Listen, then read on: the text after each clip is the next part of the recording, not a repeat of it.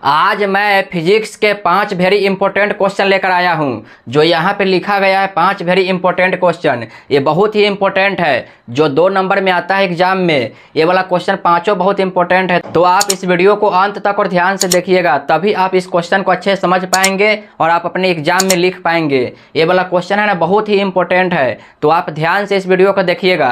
ये वाला है ना क्लास 12th के फिजिक्स के वेरी इंपॉर्टेंट क्वेश्चन है। जो 5 क्वेश्चन मैं लेकर आया हूँ ना, ये क्वेश्चन को आप अच्छे से ध्यान से देखिएगा, तभी आप इस क्वेश्चन को अच्छे से लिख पाइएगा एग्जाम में। इसमें से है ना 1 या 2 क्वेश्चन एग्जाम में पक्का आएंगे, तो आप इस वीडियो को अंत तक देखिए। देखिए पहला क्वेश्चन है, देखिए पहला क्वेश्चन क्या है, प्रतिरोधकता क्या है, इसका एसआई मात्रक लिखे।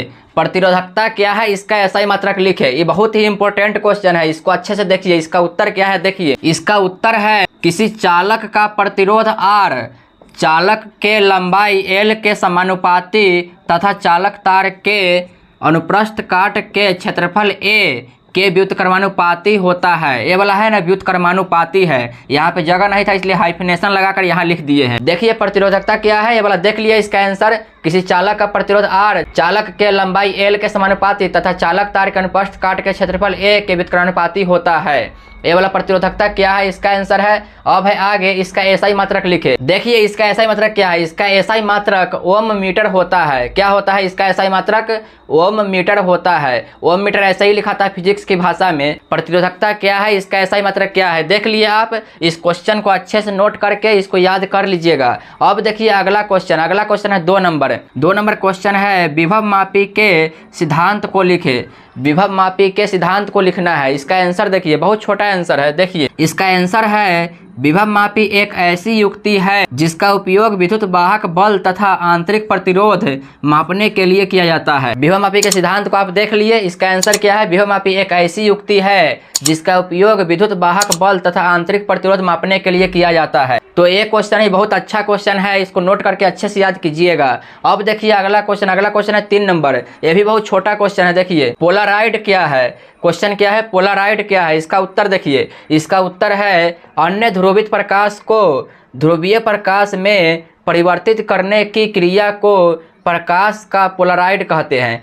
क्या कहते हैं, प्रकाश का पोलराइड। ये बहुत इजी क्वेश्चन है, तो इसको अच्छे से याद कीजिएगा। ये वाला एग्जाम में है ना बहुत बार आ चुका है, तो इस क्वेश्चन को अच्छे से नोट करके याद कर लीजिएगा। अब देखिए क्वेश्चन नंबर 4।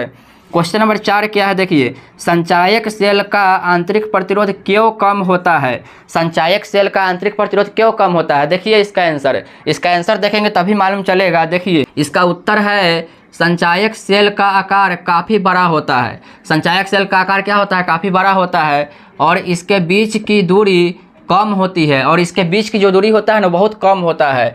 संचायक सेल में ध्रुवण नहीं होता है, संचायक सेल में ध्रुवण नहीं होता है।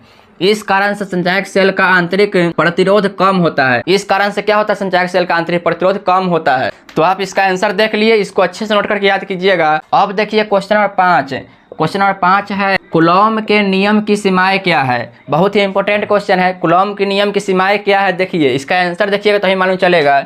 देखिए इसका आंसर, इसकी सीमाएं निम्न है। इसकी सीमाएं क्या है, निम्न है। जो यहाँ पे मैंने 3 सीमाएं लिखा है, देखिए कौन कौन सीमाएं है। पहला सीमाएं है, यह केवल बिंदु आवेशों के लिए सत्य होता है।